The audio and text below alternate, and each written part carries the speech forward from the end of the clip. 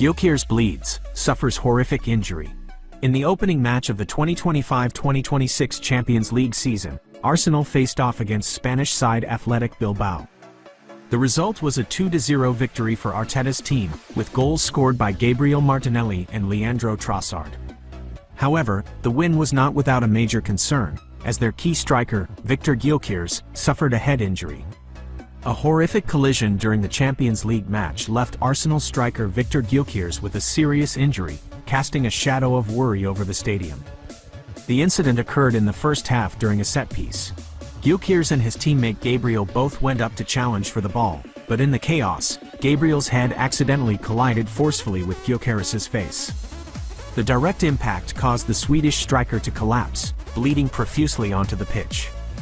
The sight of Gyokeres lying motionless, surrounded by doctors, was a heart-stopping moment for all the fans in the stands and watching on television. Coach Mikel Arteta rushed to the sideline, his face filled with panic. The medical team quickly arrived and provided urgent first aid to the 26-year-old player.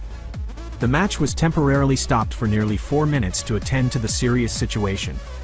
After being temporarily bandaged, Gyokeres left the field to the great concern of his teammates and the crowd.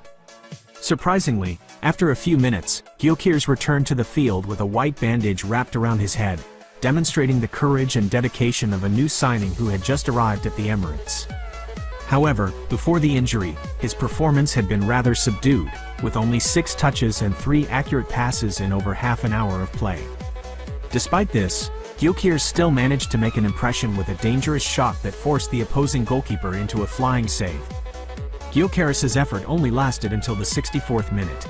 At that point, he could no longer continue and was forced to leave the field, being replaced by Leandro Trossard.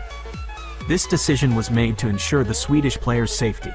On the other side, midfielder Mikel Merino, who also suffered a head injury in a separate collision, was fortunately able to stay on the field until the final whistle.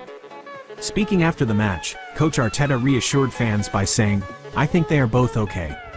Although I haven't spoken to them directly, the initial assessment is that the injuries are nothing too serious."